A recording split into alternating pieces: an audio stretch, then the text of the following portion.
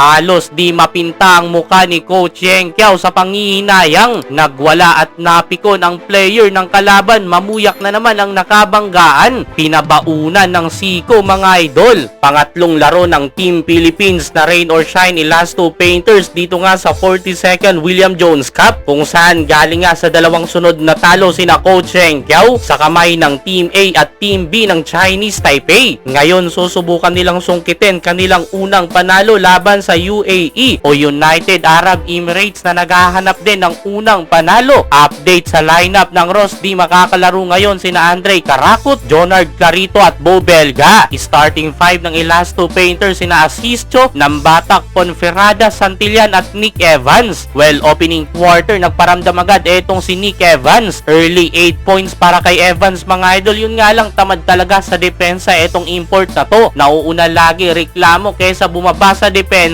Kamot ulo si Coach Yeng matapos ang 5-second inbound violation ni Nick Demuses. Low scoring mga idol dito sa opening frame. 14-11 3-point lead para sa rain or shine. Second quarter uminit ang outside shooting ng United Arab. Sinimulan niya ng dalawang sunod na tres netong naka-jersey number 8. Lamang na ang UAE 19-18 under 7 minutes mark. Biglang nakontrol nila ang laban mga idol at lumobo pa sa 9 na puntos kanilang kalamangan. 33-24 under 2 minutes mark. Pero after nyan, counter-attack para sa rain or shine. 11 to nothing run mga idol. Di na pinapuntos ang kalaban. Tres mula sa Gilas veteran Gabe Norwood, pero nanguna talaga dyan ang import na si Nick Evans. Nagawa pa ng Elasto Painters na makalamang matapos ang driving layup na to ni Santillan. 35-33 end of 2 quarter. Leading scorer sa Ross ang 12 points ni Evans at 5 points nila Santillan at Ray Nambatak. Entering third quarter, nagpatuloy ang nakuwang momentum nila Coach Yeng Kiao. Bahagyang nakaabante ang rain or shine mga idol. Back-to-back 3-pointer para kay Anton Asisio. Sinundan ang 4 straight points ni Ange Kwame. Napipiko na ang isang player ng UAE mga idol. Mamuyak na naman ang nakabanggaan. Bagsak si Gian matapos pabaunan ng siko. Late minutes nakagawa ulit ng run ng United Arab. Naibaba nila sa isa kanilang inahabol. 53-52 end of third frame. Fourth at final quarter takeover etong naka-jersey number 3 ng UAE. Katulong etong kanilang small big man minamama inside the paint si Ange Kwame. Well, nagkakapalitan lang ng run mga idol. Lalamang ang Ross, lalamang ang UAE. Nick Demuses naman ang bumubuhat sa Team Philippines. Tuloy pa rin ang mainit na player netong United Arab. Nakikipagpatigasan ng ulo sa referee. Nahinto na lang yan mga idol nang mailabas siya matapos aksidenteng tumama sa sahig ang kanyang tuhod. Intense ang laban sa dulo mga idol. Demuses na naman 1 point lead para sa rain or shine. 69-68 pero walang nakapigil dito sa naka-jersey number 3. Nakakuha pa ng mga offensive rebound sa free throw ang UAE. Halos di na lang mapinta dyan ang mukha ni Coach Yeng sa panghihinayang. Another 2 free throw para sa United Arab. Isa lang ang naipasok mga idol. 73-71. Yun nga lang, naubos na pala ang time out ng rain or shine. Kaya naman dahil dyan, talo na naman tayo.